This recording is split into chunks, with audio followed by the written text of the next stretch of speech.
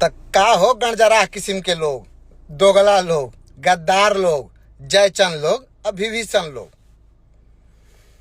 का भइल हतनों से हमरा गुरुजी के स्टारडम में फर्क पड़ल?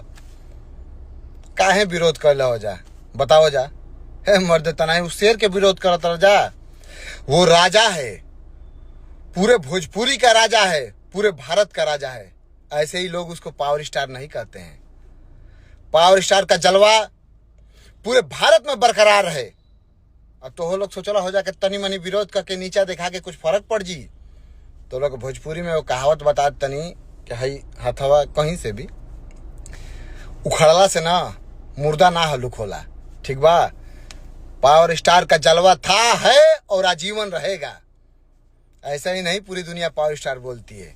अब पावर यहीं से शुरू होला, यहीं खत्म हो जी। पावर दूसर के कहां से ले आती?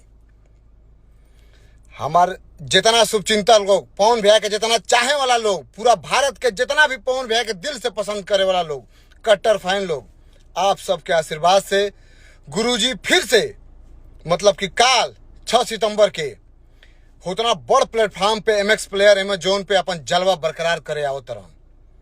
तो काल के इंतजार करी जा।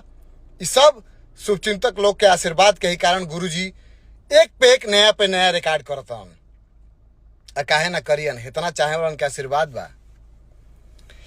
तो हम उन लोग खातिर ई लाइन कहतनी कि तोहन लोग हमारा गुरुजी के प्रति अपन जलन बरकरार रखा जा और वैसे ही अपन पूरा भारत में जलवा बरकरार रखियन। तो एगो गानो बा, उ गानो हम सुना तनी कि जब हाथी चले बाजार तो कुत्ता भो भो करता है। मैं अपने मन का मालिक हूं, मुझे घंटा फर्क न पड़ता है। तो कतनो तो लोग दोहरा ला जाए लाइन के, लेकिन कोनो फर्क ना पड़ी।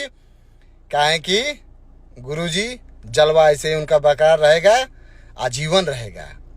तो जलन अपन छोड़ा जा, अपना घर परिवार, अपना बाल बच्चन पे 2 रुपया कमाए पे ध्यान द जा। पावर स्टार के पीछे मत पड़ा जा।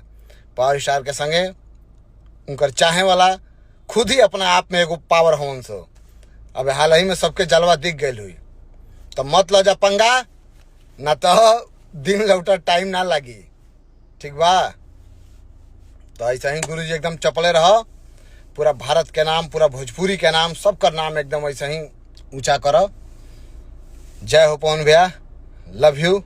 जय हो भोजपुरिया समाज। जय हिंद, जय भारत।